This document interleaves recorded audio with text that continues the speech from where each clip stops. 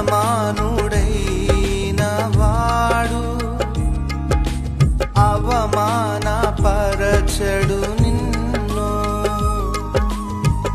ఓటమి ఎరుగని మన దేవుడు ఓడిపోనివ్వడు నిన్ను. ఘన కార్యాలెన్నో నీకై చేసినవాడు కష్టకాలమందు నీ చేయి విడచునా.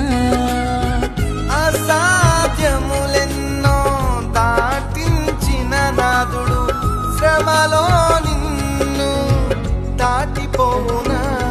సియోను దేవుడే నిన్ను సిగ్గుపడనివ్వడు, కనికరపూర్ణుడే నీ కన్నీరు తుడుచును.